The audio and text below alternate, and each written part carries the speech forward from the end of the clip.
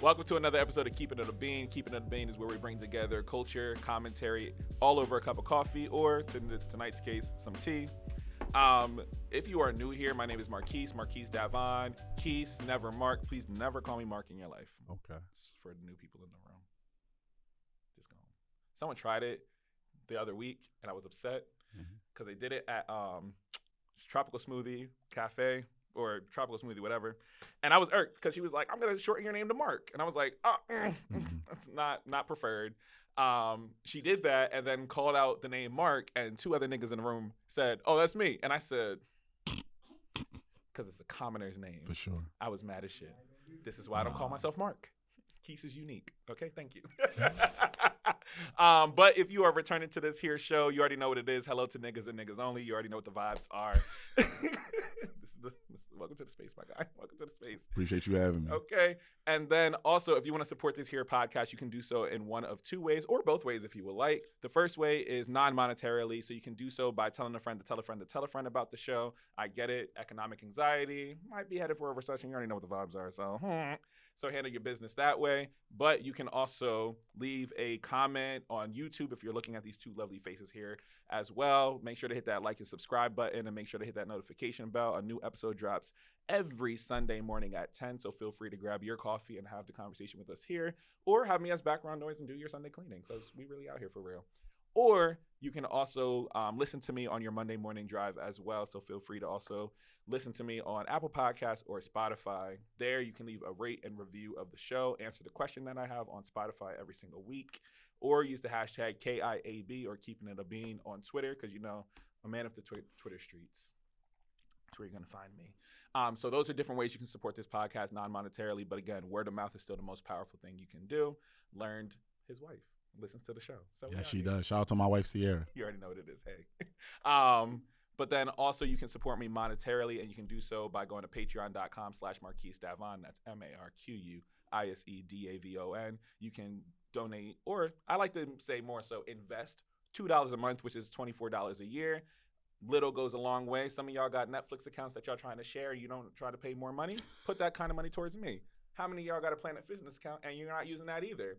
Redistribute your money to me. We out here. Support this black man over here, please and thank you. But there you can get unedited videos of the podcast as well. So it's going to just be out. You can get them a week early, all of that good stuff. So feel free to get some exclusive content there. I can also make announcements there as well in terms of places I'll be. I lost the train. It derailed. And it's bad. At places I'll be speaking at or doing workshops as well. Yeah. I said, dog, it left. It was gone. But also, if you want me to speak at one of your institutions or any of your spaces of work, you can also have me talk around anything I talk around on the show, whether that's black masculinity, education, social emotional learning, politics, whatever the case may be. I'm also willing to accept the check there too. Thank you very much so. And if you have a brand you would like to see placed on here, this is all black-owned candles. This is from Rwanda. All that other good stuff back there. But these are all black-owned up here. Think about the book as well that you see down here too. This was just for you. I pick a book based off of my guest each time. Today, it's The Butterfly Effect for Kendrick Lamar and how he's impacted hip-hop. Okay. But we out here. So those are just the small, subtle things that we do here at the show. Other than that, I talked a lot. I'm excited for y'all to get into this episode because I have one of the dopest guests. I'm excited to be in this conversation with you. I've been a fan of you for a couple of years now. Our good friend Sean introduced me to your work. So shout out to Sean. Shout out to my dog, Sean. Okay, he's been on the show before, so make sure revisit his episode because it was deeply unserious. Deeply unserious. It's just nonsensical. But this person is a husband, is a friend, is a rapper, a great freestyler, artist overall. Funny ass nigga. MC of hot takes. We are out here. Ty, welcome to the show, bro. Thank you for having me. Thank you. I'm doing good. I feel blessed today. Yes, sir. First, before we get started, let the people know where they can find you, and then if there's anything I missed. Okay. So you can follow me on Instagram, TikTok, and YouTube at Who's Ty, WHOSTYE, and then you can follow me on Twitter at WP_TYE. There you go. Simple, straight to the point. All right. So today, I'm excited to hop in this conversation because one, you just dropped a new project. Yes. But also, you've also had a crescendo of attention recently Yeah. over this summer. Yeah. And so I'm excited to just kind of talk around what does it mean to like maintain that kind of momentum as well. What did that moment really mean to you? Because I think a lot of people figure out like, oh shit, I just went viral. Yeah. What do I do with this moment too? So I'm excited to kind of just like lean into that conversation a little bit. But let's get some backstory before we get there first. Yo, who is Ty? So you definitely mentioned a lot of things about like kind of who I am, right? I'm a husband. Shout out to my wife Sierra, who's a huge fan of the platform and whatnot. I know we got to talk about that earlier, but essentially, right? I'm a man from Philadelphia. I'm a hip hop artist. I also work as a therapist and a counselor for drug and alcohol users as well as mental health and whatnot. So for me, I'm a husband. I'm a son. I'm Christian. I'm a dope music artist, depending on who you ask and whatnot. But I'm just me at the end of the day. I think a huge part of the new project is a lot of people being able to discover kind of who I am, and the moniker being for, who's Ty. So the new project I dropped is called 5247. And I talk a lot about my early stages of life and kind of where this all started for me and where a lot of who I am actually was, cultivated and developed.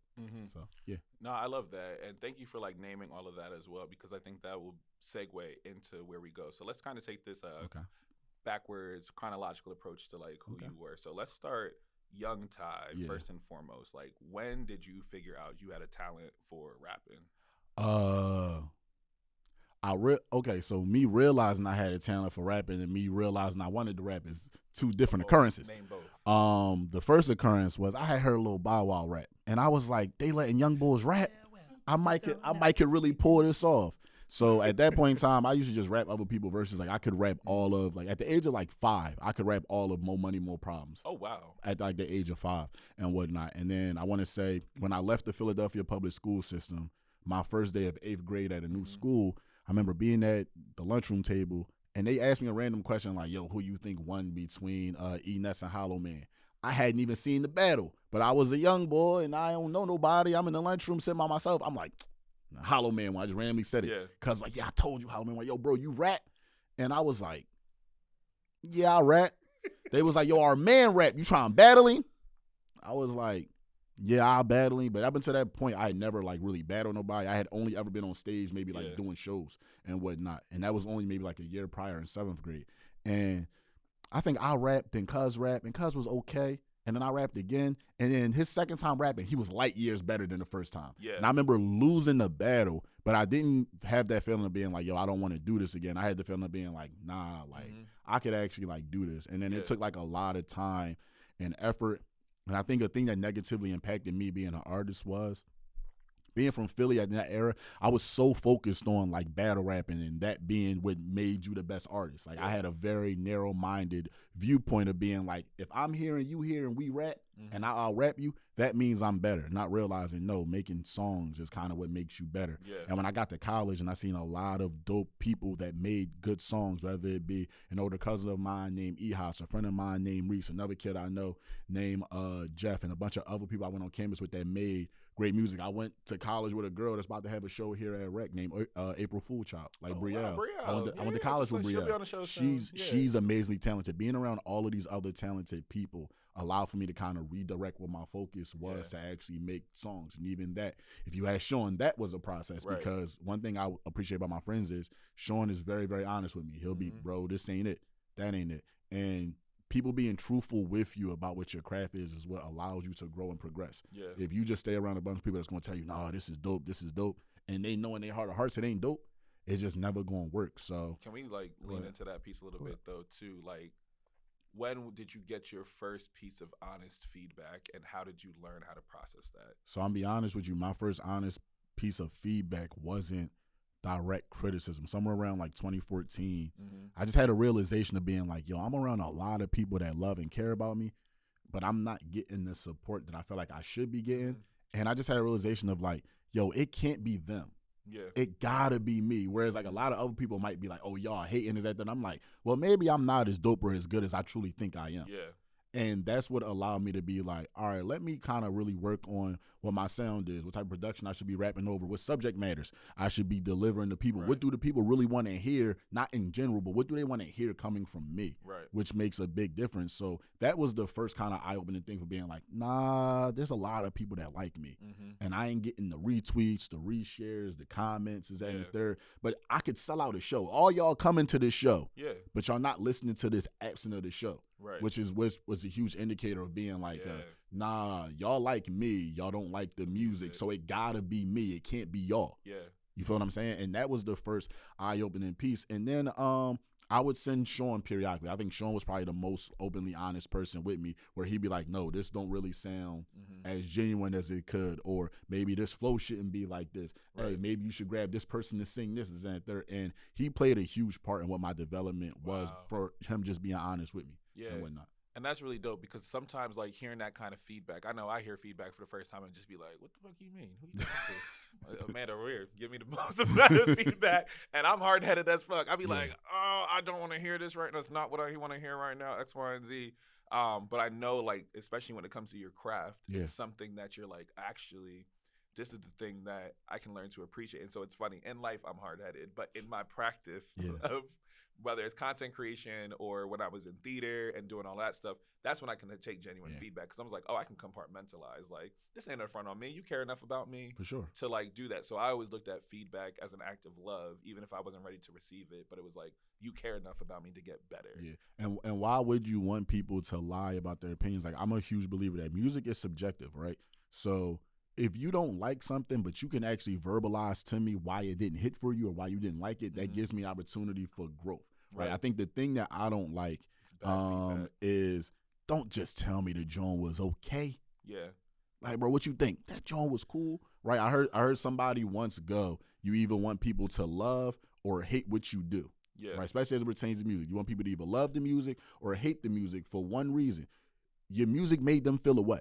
Yeah. And people will listen to songs they hate just as much as songs they love. Right. You feel what I'm saying? And when I got to that realization about being like, people need to have an opinion of the music. It just can't be cool. It just can't be okay. It just can't be art. Then it made it so that, okay, what can I do in terms of subject matter, in terms of different things sonically? Like, what can I do for different flows? Or how can I perfect my lyricism? Am I rapping about things I should be rapping about? Right. Or am I just rapping about some bullshit? Yeah. And sometimes, you know, I got friends that rap. I know a bunch of rappers. My man nodding his head over.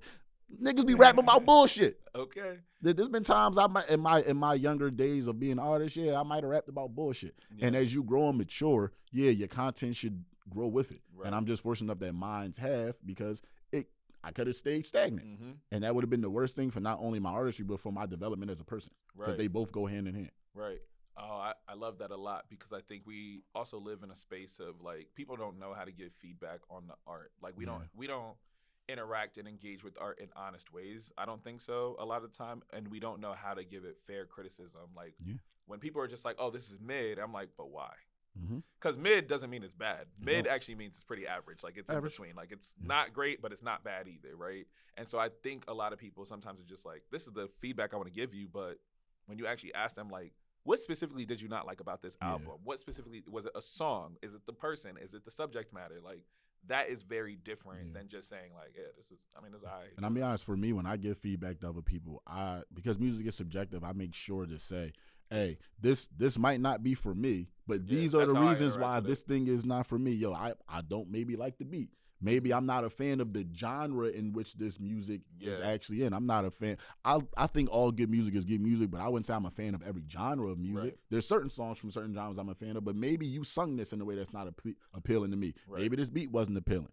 Maybe you rapping about something that I don't give two shits about. That's also a fact. But being able to pinpoint those things is what allows for us to help other people. Because again, bro, if you want to get better, we only get better by knowing what areas that we need to improve upon. And they say the only people that don't learn and grow is people that think they know everything and people that's dead. Also, how is that process like figuring out your sound? Because a lot of times people that don't rap are like, oh, rapping is easy, or like they think that the rapper, it just comes to them, or people don't understand that you have to put work and you have to put effort into it. And you'll see other rappers like Jahiro and stuff like that where they'll talk about how I was in a stew for like 12 hours a day and stuff like that. So like, can you speak about the writing process, or maybe like you had to find a process to punch in? I mean, you had to punch in, or you maybe like sometimes just went in there and freestyle, like, or like, how did you find the beats that really spoke to you and you could flow off of? Like, how did that go? So for me, I think the biggest thing that changed with my process for me was a concerned effort to like not force the music, right? I think music should be a very You're good. I think music should be a very, very natural kind of fluid thing, right? I think we can tell when we hear something and, nah, bro, just trying too hard. This ain't it, right? You feel what I'm saying? I think that's a very real thing. I think for me, not trying too hard and then also going with my gut feeling of if something don't sound right, not trying to force it to sound right and just changing it to something else that actually like sounds better or that'll work for me. I think another thing was working with the engineers that I work with. Like, bro, I'm gonna be honest, bro, like every engineer in Philly don't know how to mix every voice. Bro, I don't got a high-pitched voice. My voice is when I walked in this joint, they was like, yo, I knew that wasn't Keith with the deep-ass voice. Like, bro, I got a certain, like, yo, I got a certain voice. And if I go to a certain engineer and you just know presets and you don't know how to properly mix, and then you gonna come in here and take all the lows out my voice so I can sound like everybody else. It's just not gonna work because one, I don't want to sound like everybody else, and two, my voice ain't meant to be mixed like everybody else. So I had to go with engineers that actually know what they're like doing. I actually had to find beats that I actually sound good rapping over sonically, and sometimes you only figure that out by actually rapping on a song. Sometimes it takes going in there and rapping and being like, nah, this ain't it, or nah, I'm not feeling this day. And sometimes for me, it's like certain songs ain't meant to be recorded on certain days. How I feel today. Is today an energetic day, or have I been having a long day and now I'm trying to force myself to have energy that's not there? You feel what I'm saying?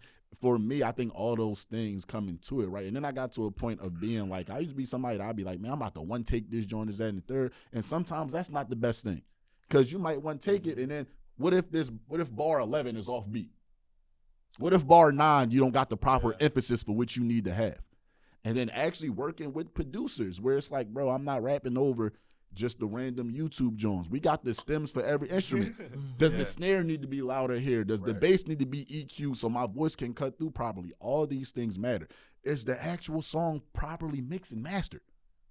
It all makes a world of difference for what the creative process is for a lot of people. And those people that are actual real artists, they give a fuck about those things. For some people, I'll be honest with you, some people, like I said before we started rolling, there's some people that where you just got the voice.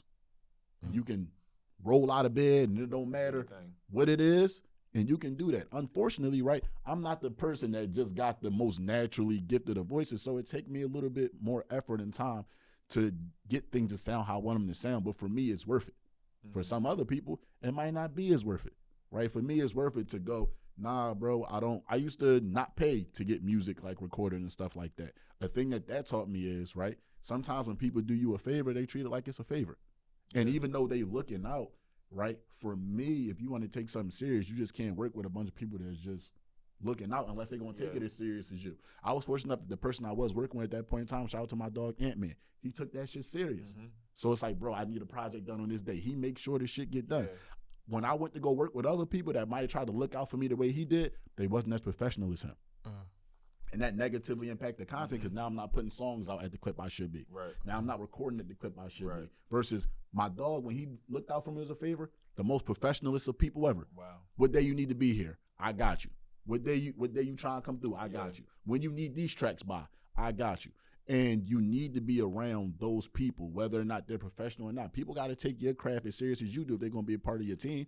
Because why would you want them to be a part of this dream if they don't see worth or value in your dream to work towards it the way that you're going to do? That's not how teams work. Well, I appreciate you naming that too, because I think that takes us to the next step in your journey, right? Like we talked around, like you finding your love for it when you wanted to take it serious, and now like let's lean into that like investment of the artist tide, right? Like what does that begin to look like? So you started to find your team, you started to find out what works, but when were you like, I'm going to now invest into this thing? And what was that transition like for you to be like, I want to be an artist, but now I'm going to be a serious artist and developing like that first project? So everything about that happened in what would have been like 2017, right? So shout out to my engineers. One of them, his name is Zach. The other one, his name is Gage. I started working with Zach first. I started working with Zach probably in like a 2016. It took a whole maybe year to 18 months before I put out the first song, being like, all right, I'm tired. We're going to give this a real shot.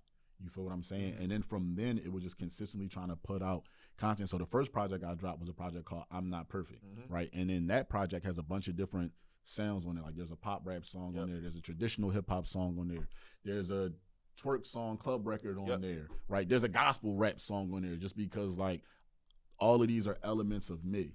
So they all found their way in there. For me, I think a big part of trying to be an artist was a level of consistency. What's the time and effort I'm willing to put into this, right? And then can I be consistent? It's not just consistency putting out music. A lot of people feel like you're going to put out the one song and that's it. This is going to blow up. And it's like, no, bro, you got to be consistent in putting out content as well. It's not all about going to the studio. It's, do people recognize you for doing this? A hard part for me in this whole process was people recognizing me for rapping. Because people recognize me for playing basketball. For a huge part of this process. So being like, even with the new project that's dropped, somebody messaged me, yo, bro, this new shit crazy, bro. You know, I know you from hooping. I didn't even know that you at the bars like this, dog. And, you know, shout out to the homie Dev that messaged me that. But getting people to view me in the light of being like, yo, I rap. Because playing basketball held this process up. Because I was trying to balance both for a long period of time. Right. And then once I got away from being like, all right, yo, I'm not a hooper no more. Like, the NBA ain't calling. I'm too old for this. You know what I'm saying? I've always had a love for music. And then it really was all about taking it serious. What's the time I'm willing to put in? What's the money I'm willing to invest? Bro, it costs money to make music. Dog, that part. It costs money to make music, bro. It costs money to shoot videos. You feel what I'm saying? Am I willing to go all in for this? And that's, I think, what made the world a difference. Because people can tell when motherfuckers that when they press play, you don't care. Nah, he put this together. He don't give a fuck about this. Why should I give a fuck about this as the listener? And I think that's probably one of the realest things, just putting forth effort, time, and consistency. No, I love that piece, because I think that's a lot of lesson that a lot of people can take, especially because everybody just wants stuff back to back to back. And you came into music in a time that social media was actually growing and shifting how artists had to interact with their audiences too. And so it's not like you can just put something out and just be like, all right, cool, all I gotta do is a couple interviews and call it a day. For sure. Now you were literally at the apex of like, oh, now content creators have to be a thing in order to like have a brand around them a little differently, because social media caused everything to become so accessible. For sure. So now you gotta feel accessible to me. I gotta feel like I know you personally. And so can you talk around like leaning into that piece of like, now here's a strategy on how to know me as the rapper, not the baller. So I think a big thing is, and I think prior to us pressing record, we talked about Big Sean. The thing I learned from Big Sean that I've tried to apply to my career, he had a lyric where he was like, I didn't make the crowd fans. I made them all fam. People want to feel like they a part of something. And we are in an era where the more likable you are, the more likely we are to invest time into something, regardless on maybe how talented you are at it. You feel what I'm saying? So as it pertains to me getting that transition, it was, can I put myself in the right places where I can be a rapper? And then when it's time to rap, do I rap good enough and well enough for you to identify me as, oh no, boy was spitting, boy nice. Oh no, Cuz could really rap, this, that, and the third. And it was really a slow process of getting there. Am I doing the shows I'm supposed to be doing? Is my catalog bringing in new fans? Is my social media engagement bringing in new fans? It got to a point where I was on Twitter where the day that they found out on Twitter I had a real job was the funniest day ever. I said, what y'all thought I wrote bars all day? And they said yes. And that's when I was like, I got him. I got him. Right. But no, having people be able to identify you for this thing. And that's something I learned from my two engineers for Zach and Gage. They're like, yo, how can people identify you? I'm be honest with you. I'm coming to realize a lot of people don't know this. Bro, I don't need glasses. I just wear these joints. I don't need glasses. Okay, that's the worst kind of person. I don't need glasses. Wow, you didn't have to admit that. Can I tell you why I wear them? No, I wear them for a specific reason though. No, because you decided to bring that shit up. I don't wear glasses. I have to wear these joints. I have amazing vision. I have perfect vision. Bro, I don't need these joints, bro. I got perfect vision. I don't need these joints. I don't need these joints, bro. Great. You see me, bro. It's immaculate, bro. I can see everything. And I'm sitting there, I'm all happy because I said, Sexy Red tried to take this nigga swag and wear glasses as a rapper. No, he don't need it. She's blind. You're not. These is just lenses, cousin. These is really sunglasses without the tint. These just lenses. Me off. So why? Okay, get to here so I can get to the next part because you about to piss me off. Why you wear the glasses? For two reasons, right? Two reasons, right? One, right? Some of us be having bags underneath our eyes. The glasses are the joints. So when I gotta go be anywhere and I gotta look my back, I don't like the lean that you got. I don't like the lean that you got right now. Y'all can't see him, but brother, my man with the glass, he leaned and hard as shit. No, that's true. I look real good with these motherfuckers on. My wife loved me with the glasses on, right? That's one. Two, shout out to my manager. Her name is Joelle. Yeah. Joelle was like, I feel like your best look is, and again, bro, we are of a certain age. Yeah. We are of a certain dressing culture that's not today's culture. A certain age. We are, bro. We are not the same. How old is you, beloved? 28.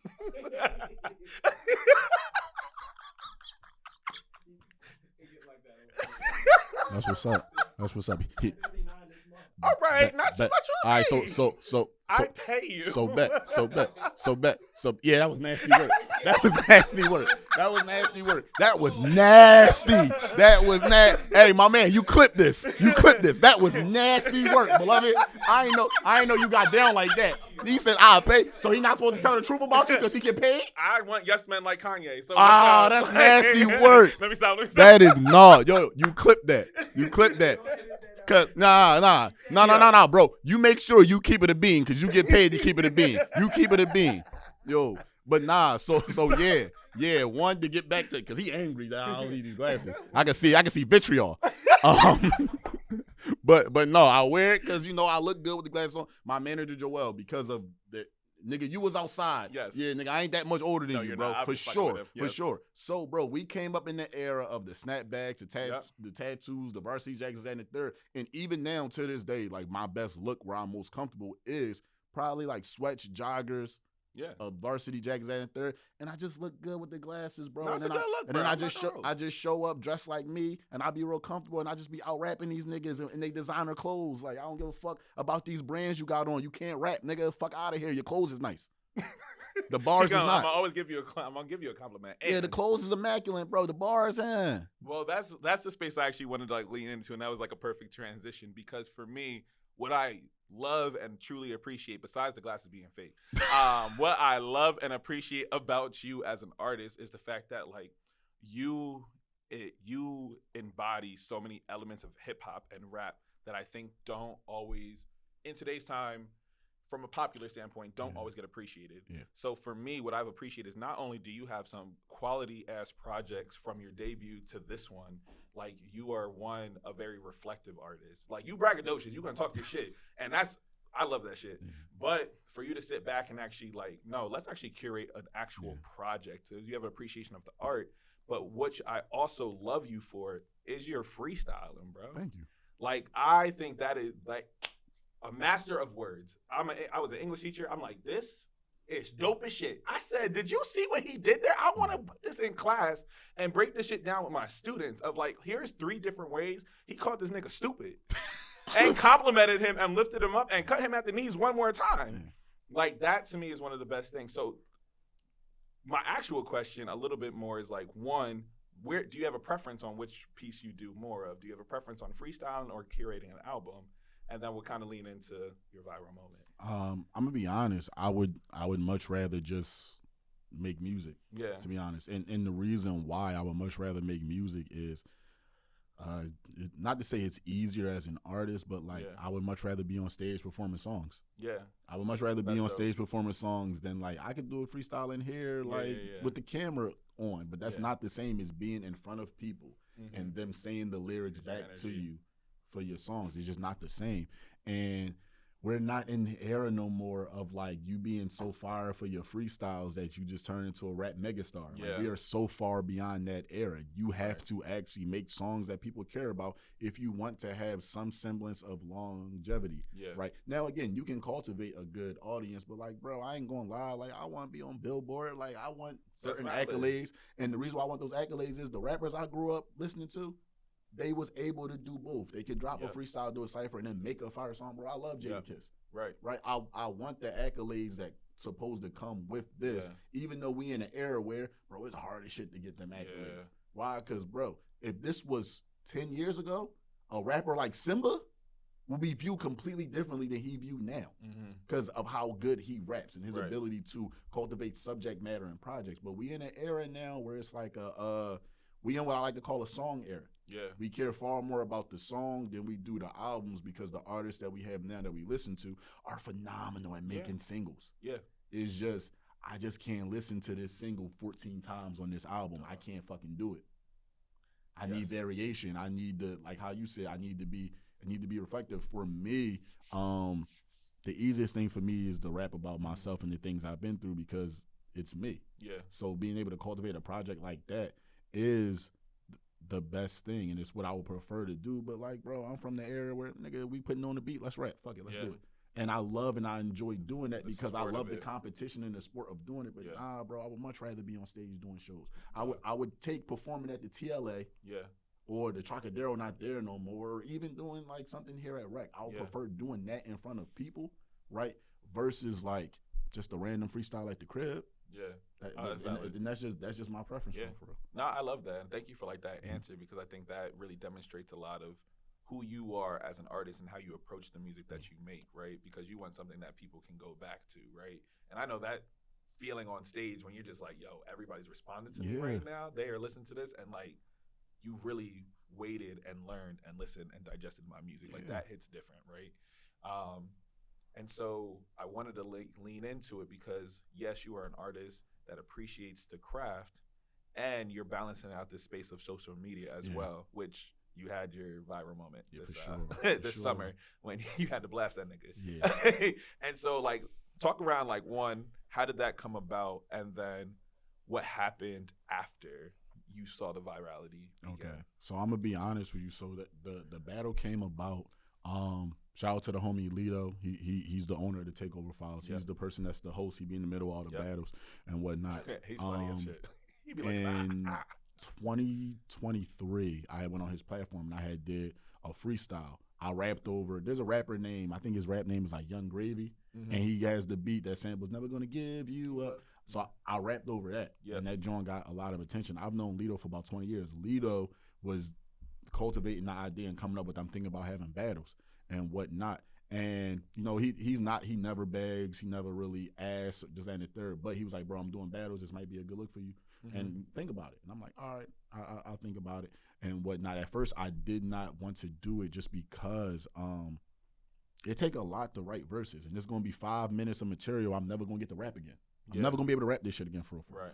And I'm going to tell you what happened. So the kid Craigville did a freestyle. And on his freestyle, he was talking cash shit. He was talking big money. And I'm thinking the person, as he's rapping, he's talking to somebody off camera. And I'm watching it on Instagram on my phone. I'm like, I don't know who he talking to, but he barking on that nigga off camera. Found out he was talking to a girl. When I found out he was talking to a girl, talking about, oh, you want battle? I'll cook the shit out you. When I found out it was a girl, I said, bring the little nigga to me. Yeah. Me and Cuz can do this. Like me, I want him. This is the nigga I want. So I called Lito like, yo, do you have somebody for Craig yet? And he was like, nah, you may be like the fifth person that called. We trying to decide who we want to battle. And I said, I'm gonna tell you what made him probably go with me. I said, all right, bet. When you want Craig Jackson Johnson to die, let me know. And he was like, whoa, you know Cuz' real name? I will call you back. He called me back in 5 minutes and was like, we got a battle. So we that happened in like January-ish. Yep. 3 weeks later, we battled. The battle comes out in February. The battle was actually had maybe like 3 different shelf lives. The battle did not go viral until February the 29th is when it went viral. And I remember that day for one reason. Yeah, most people don't know. I actually tore my Achilles on February 19th. Yeah. I was playing in the basketball league. I tore my Achilles. And the battle was doing good numbers, but it wasn't like super viral. There was a reaction that got like 1 million views on TikTok, but it wasn't what it eventually turned into. Yeah. There's a female hip hop artist from Philly. Her name is Key. She goes by Joan with the green hair. when the battle was picking up steam, she was like, yo, you should clip the nigga you do part and only post that. That shit gonna go crazy. And I was like, I think about it, Zan the third. I had surgery on the 28th of February. Yep. I wake up the 29th. I'm on bed rest. I ain't really got nothing to do. I go, let me take up sis advice. So I go, yo, this the behind, and I think I had already posted the behind the scenes. That wasn't gaining the traction I wanted it to get. Right. So I'm like, yo, what you think? I messaged her and I was like, do you think I should post the behind the scenes or the actual battle for the clip that you said? And she was like, yo, send me both. And then she put together like a little clip. Oh, shit. And I was like, that joint hard, but I'm like, you don't have the HD version. I see you trying to go. I'm from the MySpace era, bro. I really know how to do picture and video editing. So I put together the clip that everybody ended up seeing, whatever, even with the sway popping up behind them. And I'm like, I hit send. And the moment I hit send on TikTok, it was over with. And I never seen nothing spread like that. Oh, dog. It was over with. I saw it on TikTok. I knew once it made it to Twitter, you were good. Bruh. Once they took that shit and said, whoop. Dog, it was over with. And then I want to say, so now it's reached 1 million on every platform. Yep. It's reached 1 million. Every platform it's touched so far. But like doing that, listening to her, tearing my Achilles, which, you know, for people that's not, I think I said it earlier, like I'm Christian, right? People know I love to play basketball. So the thing that helped me a lot with my recovery was this moment doing what it did, because I didn't have to focus on, damn, I can't go outside and hoop. I can't work out. I can't do nothing. But it also gave it to, I'm not working right now. Yeah. I get a chance to engage with every last person that, and I went from having, bro, that joint went viral. I might have had 200 followers on TikTok. I got 26,000 now. Dog. Like it was literally crazy. And like, shout out to the homie Key. I'm forever indebted to her because that was her idea. Yeah. It was even her idea for the sway nigga to pop up. That was her idea. Yeah. I would have never done that if not for tearing my Achilles and her giving me the idea. Wow. And that's how it literally just spread. And then after, like you said, it hit Twitter. It went crazy. And then what happened was, yo, shout out to the legend. Shout out to Pete Rock. Pete Rock posted my verse on his page. And one thing I didn't know is a lot of people in the hip-hop culture go to his page to find new talent. Yeah. Pete Rock posted it on his page. And when he posted it, Meek shared it off of his page, bro. Pete Rock posting that on Instagram led to every other famous person, whether it been Lil Duval, D. Ray Davis, right? So Pete Rock was like the first real famous person, and Mark Lamont Hill was like two of the first famous people that was like, yo, I'm gonna show the homie love. Yo, Pete Rock, I'm forever grateful, bro. Thank you. Would love to work with you. Love the album you did with Common. You know, pardon me for the self-promotion, I but get it. you feel what I'm saying? But nah, like that one 8-second clip. Yep. Because most people don't realize the joint that went viral, bro, that clip is like 8 seconds long. And it just Then they needed a longer version of it. for sure. Yeah. That pause. That was crazy. I just paused. I don't pause on my show. That shit don't matter. I mean, Sean, honest with you, cuss him out. I didn't say nothing. That was crazy. He got to cuss you out. I didn't say nothing. Whoa. Yeah, cuss you out. I can say whatever I want. You can. Okay, y'all can't say pause. I didn't can say say what- nothing. But you looked at me. All I did, I've been looking at you the whole time. No. beloved. The way you looked at me is very different. He said, They couldn't see that. They couldn't see that. My head was like they couldn't see that. No, because I'm Oh, you telling again? Yeah, Oh, I'm telling man. again. Oh, man. Shit. Nah, but it was like a fire moment to have because I think it was also the perfect storm and perfect time. Yeah. Because people have been craving something like that too, which I thought was important to see. I was like, for you, Ty, it was you got to see somebody rap, you got to see somebody freestyle, you got to see a cypher, and we're in a space where like you don't need much talent to become famous For sure. off of this art form that people hold near and dear. And so I think that was a perfect moment for people to just be like, oh, wait, oh, this is a battle. Yeah. This felt good. This is refreshing. And I think that's what I was also like hype about for you because I was just like, you had to remind folks like, no, there's still a battle element to this. There's still a craft to this thing. And people got hype. Like I'm sharing this with my friends. I'm like, dog, did you?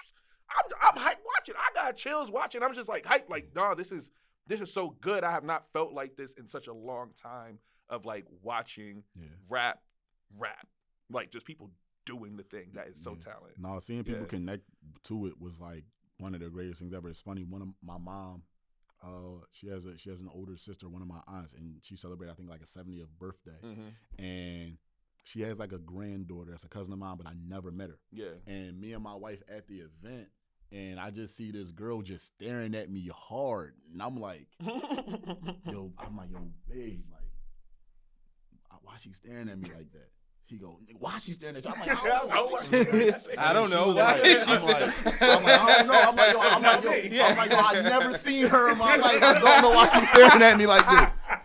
And then I just end up being like, yo, is everything good? Like, and she was like, yo, did you battle somebody? And I was like, yeah. And she was like, I know. She started going crazy, and I was like, I told you I didn't know her. I told you I didn't know her. But like those moments and experiences, even for me, like I work with adolescents. Yeah. Right. So like I'm still recovering from my surgery. My supervisor, shout out to Ivy, she sent me a clip of the young bulls. The young bull, you do, and all this other stuff. And like moments like that, for everybody that watched that battle, y'all don't know how much better y'all made my recovery. Yeah. Because like that could have been a real dark moment. That could have been a depressing moment. Yeah. And I will forever remember that moment for being like, bro, everything I thought I wanted for music, I was able to see, no, this is possible. If I just hit this level for rapping, we good. Right. You feel what I'm saying? It just made a moment that could have been very dark amazing. Like I'm never gonna forget that for real. That's dope. Thank you for sharing like that piece too, because I think it's so important for people to see like behind what was going on with you too. And so just like leaning into the last part of this conversation, I would just want to talk around your new project now too. Like that it's such a words. I'm fucking up now, y'all. Can't do it. But your project is super reflective, and you got to talk a little bit more about your childhood. You have your mom narrating on this, John, which I think is so dope because it's such a beautiful way to like tell stories again. Because I think some people are like, nah, that voice is important because it laces throughout the whole album and sets the tone, right? And so, what was your process like deciding like? Because to me, I'm like, this is one of your most personal out of all of them. Yeah. And so, like, what was it like to kind of peel back the curtain and actually think around, like, where you grew up? So most people don't know. My debut project came out on my actual birthday, November 16th, back in 2020. Scorpio, everything makes sense. People always say that. It's a November Scorpio. People always say that too. But no, I'm gonna be honest. My grandmother, who a lot of the project is based around her in the home that she raised us in. She passed away on November 8th. So she passed away 8 days before the debut project. So the project was already submitted before she passed away. So I never got to talk about her. I never got to do anything for real in terms of her. And for anybody that listened to the debut project, my dad narrates one of the interludes. My uncle pops up in the intro skit. My mom, her voice is not to be heard on that joint. You feel what I'm saying? So being able to do something for my grandmom, bro, other than being in college, bro, I probably saw my grandmom every day of my life, other than the 4 years I was in college. Yeah. You feel what I'm saying? That was really like my baby. That's really like one of my 4 favorite women. It's her, my mom, my wife, my other grandma. My wife clearly is first, you feel what I'm saying? But like those is my 4. Those my baby. My cousin Kiera, those my 5. Those my babies right there. And a lot of trying to show people, especially after that moment, people like, yo, who's Ty? Who the fuck is Ty? Yeah. A lot of that was being like, well, we gonna go back to the beginning for real. And being able to interview my mom and me finding out stuff about the house and whatnot. Bro, like you said, I'm a November Scorpio, bro. Yeah. They moved to that house in November of 1970. Yeah. So I come about 20 years later. Right. And if not for them moving to that house, bro, I wouldn't be from West Philly. I'd be from South Philly. My mom and my dad might have not never got together. My dad from 53rd and Osage. My dad from one block down, one block over. Yep. My parents met in the same schoolyard that I went to elementary school for. Everything about that house plays a huge role. Legacy right there. Yeah, in my life, right? So even the cover art, bro, for anybody that sees the cover art. You. Yeah. Yes, he does. I was like, I went to Huey before it was Global Prep Charter. You was at Hamilton? Huh? That's cool. That's cool, bro. I promise you this, bro. I ain't. Look, it's not. That's funny because I was. You said. I said, is that you? Right. As soon as he said OC, that's it.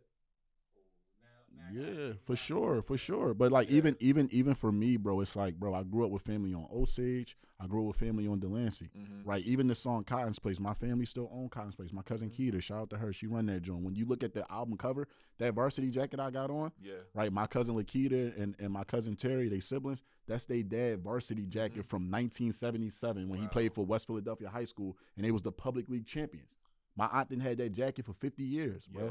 Everything about this project was, giving honor to a lot of people that helped raise me. There's a lot of Yeah. people that's not here no more that I got to talk about on that joint. And the fact of being like just doing something in memory of my grandmom and doing something that I know my mom gonna like and appreciate. Yeah. You feel what I'm saying? And Oh, something that's that will dope. resonate with people where it's like, yo, y'all want to know who I am? This is what it is. Yeah. And I would much rather, like, bro, I don't know how far I'm going to go with music. I don't know how far I'm not going to go with music. But whether I win or lose, I'd much rather get to that result being me and not nobody else. So this is me. And you either going to like this because it's me, or you going to like something else that's not me, which you are welcome to do. Yeah. But this is me, and this is where we're going to keep it at. That's dope. Yeah.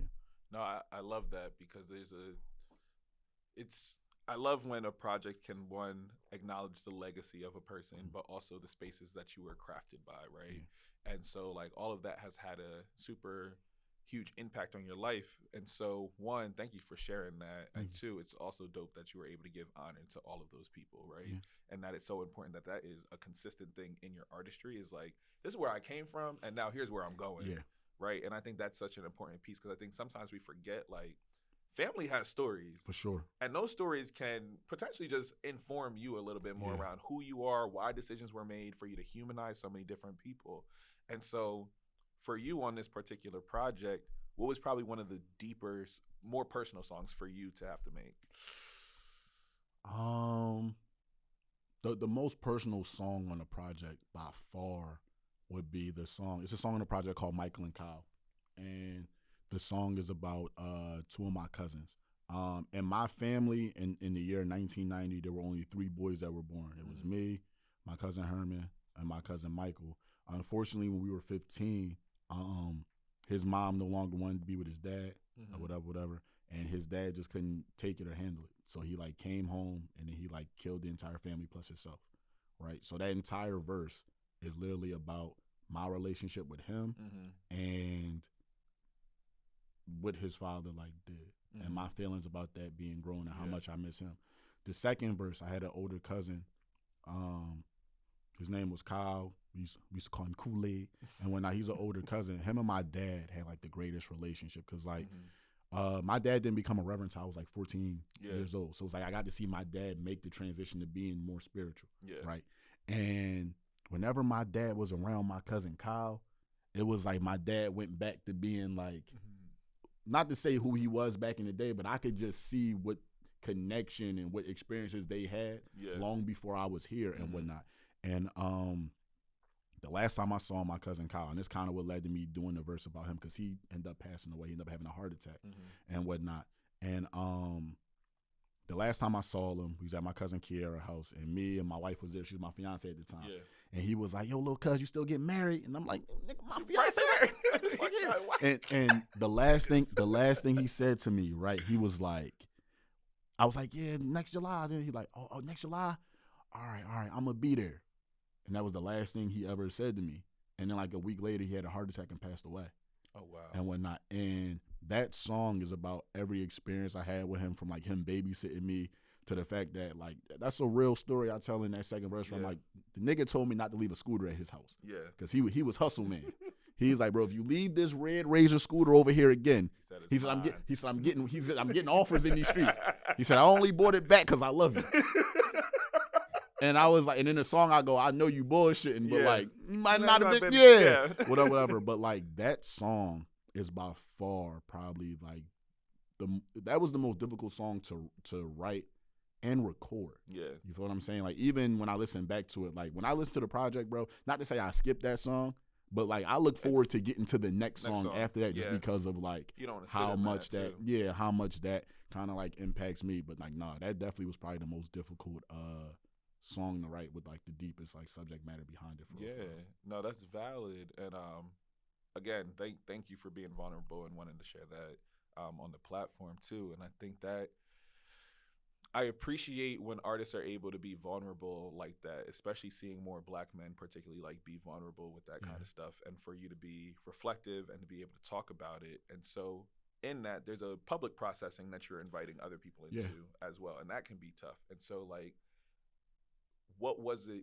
Did you struggle with thinking around like, all right, do I want to release this kind of space right here? Because sometimes putting that out to the public sometimes your art no longer is yours, Yeah. right? And so now it's however people decide to digest it. What are they going to take away from it? And so what was it like for you before you were just like, all right, it's out? So for me, I think the only thing I struggled with in the process of putting it out was the people that I love and care about, that like I have real life relationships with.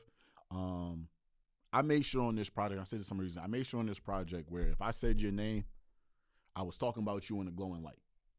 And if I talked about you and I didn't say your name, I made sure that if I was to speak about you in a good light, if I mentioned your name, and if I told a story and it wasn't in the best of lights, not to mention your name. That way you might not be able to pinpoint that this was you, Right. or something like that. My only concern was for some of the people I did mention in a good light or a caring light, what would their reception be for certain things? Like prime example, there's 2 people I mentioned on the project. I'm not going to say their name because I say it on the project, so you kind of know. There's 2 people I mentioned on the project, and they going through whatever issue that they going through, and I pretty much just said, yo, I pray that y'all fix this, because we are better suited being together as a family than we are apart. Like, I love both of y'all. I want y'all to fix it, but I do recognize that certain things can't be mended, right? Or whatever.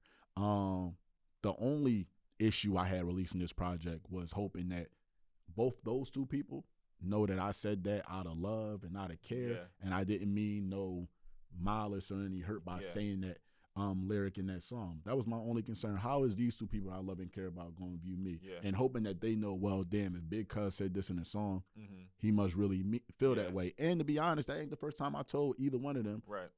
bro, y'all need to fix this shit. Yeah. You feel what I'm saying? That was my only issue for people digesting the project or listening to it and whatnot. It's funny, I was listening to the project before it came on my homie Sign, and I didn't truly realize like how sad it might sound. Yeah.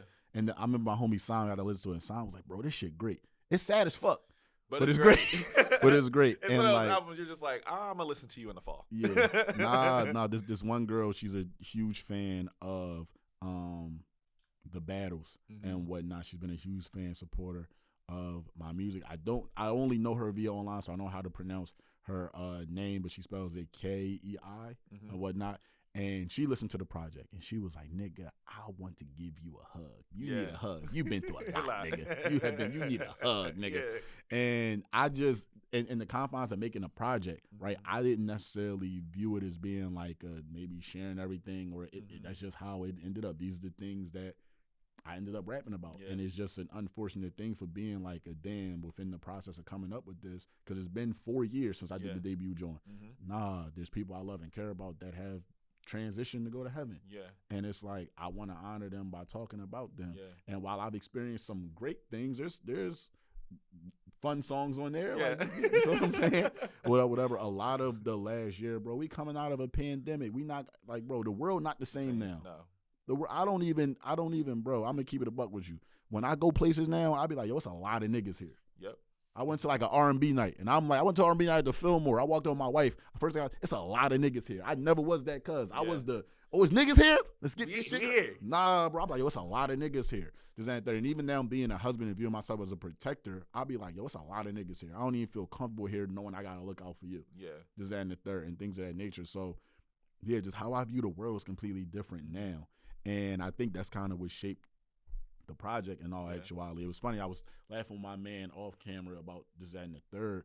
And he said he went to Hamilton. I was supposed to be talking about the project. There's a song called Fern Street Boys Club, and it kind of talks about how my parents drove me every day for 3 years from West Philly to the county so that I wouldn't have to go to Sayre, because I didn't get into Hamilton and I didn't get into Shaw. Oh, wow. They had a random, bro, I was a straight A student in elementary school. They had a random lottery, and my name didn't get pulled as a straight A student. And then for 3 years, you was about to go, bro, my mom was like, you're not going to Sayre. And they drove me from 6th grade to 8th grade. They drove me from West Philly to the county every day. And then in 9th grade, we moved to the county. So on Fern Street Boys Club, I rap a lyric about my parents lying about their address and my grandparents letting me come live with them so I could stay out of trouble. Because, bro, I was like any other young boy in Philly. You feel what I'm saying? And, bro, a lot of us don't know how to be leaders, bro. My homies jumped off the porch very early.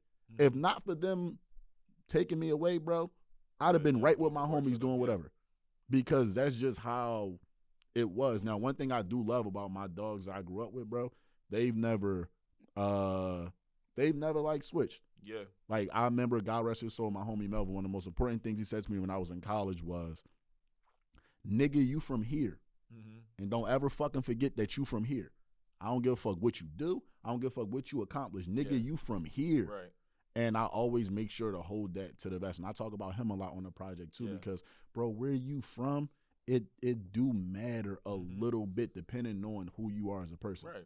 This, that, and the third. Especially, too, if you got a good, bro, I got nothing but good memories. Like, even the bad memories ain't as bad as they could have been if I keep it a buck with you. So it's just, you feel what I'm saying? You know, that's just kind of what it is. Nah, that's fact. Shout out to Hamilton, even though they ain't let me in. Ooh. Fuck Hamilton. Fuck Shaw. My man, Mark that, cut that out. Won't keep that. What? Boy, I ain't got nothing to say about Sarah. Nope. I don't play with them niggas over Sarah. Nah, shout out to Sarah, man. I got an aunt. Her name was Sarah. Shout out to Doug. Nah, please cut all that out. Don't let these little niggas hear I said fuck these niggas. Please. Boy, please make sure he cut that out. Boy, I pray to God he cut that out. You know, how about this book? You said this is a good book, right? It's a great book. Yeah. So, but as we begin to finish this conversation up, bro, like for that album process, before we get the last portion of the show, what do you hope that people take away from this project? Like, if people go in and listening, what is the one lesson you hope that they get from it? I love my grandmother. Energy. And there's not probably a day that has gone by in the last 4 years that I have not thought about her and whatnot. And I think us as men, sometimes we tend to forget what our responsibilities are to other people. And I would love for anybody out there that listen to my project to just remember, bro, if you love and care about somebody, bro, make sure you make time for them, because the people we love and care about, they're not going to always be here. Yeah. And that's something that we take for granted, bro, because you couldn't have told me my grandma wasn't going to be there when I got married. My grandma loved my wife to death. You feel what I'm saying? That, like, my grandma, that was her baby. You feel what I'm saying? And, bro, if you love and care about people, bro, they're not going to always be here, bro. Make time for them. Make an effort, right? Something as simple as picking up the phone and make a phone call. Yeah. It make a world of difference for, especially if you got older relatives you care about, it make a world of difference. You feel what I'm saying? And we younger, that's something that we lose sight of because we think we invincible because we young. Okay. And one of the worst parts about getting older and growing up is the people you love and care about not going to always be here. They will age out of your life. Like, they will eventually transition. So, like, if you love and care about somebody, bro, call them. Make time for them. Oh, I appreciate you. That was dope. Thank you. Yeah. No, please sit down with this project. It's really well crafted, y'all. And thank you for like leaving that note for everybody. And so amazing video. So this was another episode of Keeping It a Bean. This was such a great episode. But in reality, good brother, thank you so much for sharing your story. Thank you for having me. I much appreciate you. Dog, honestly and truly, like, you are always welcome to come back. Thank I you. said I know it's gonna be a good. Honestly, I might just do a Keeping It a Bean episode where we just have hot topics and just discussing debate. We for sure. Braxton, you definitely gonna be in on this conversation. Amanda, you gonna be on this one too. I would love to come back, bro. This was amazing. This is probably one of the best times I've had on this podcast, and this was great, bro. But for real, like, I appreciate when you were able to come on here and like tell the story of your family, honor your family, but then also tell a little bit about like how you came up into the space. So we really cover topics from falling in love with rap, deciding that you wanted to be an artist, the process, the album, your family, your legacy, your own personal processing as well. I think that is so important for people to see. I think it's important for people to hear. And so again, I appreciate you. Thank you so much for being on the show, and I see you. No, thank you so much for having me. I can't wait to come back. Like I said, this is one of the best interviews I've had. I already thought you did phenomenal, bro. This was great. I love the environment that you create for people to come here and feel safe and secure to be themselves. Because that actually means a lot. And being able to have a traditional conversation that ties into some of the stuff I have going on is great, bro. Because you can tell sometimes when the person interviewing you don't give a fuck or don't care, and it's very, very refreshing to sit down with somebody that actually gives a fuck about what they're doing and the person that they're sitting across from and talking to. So thank you so much for having me, bro. I really appreciate it. It's another episode of Keeping It a Bean, Brody.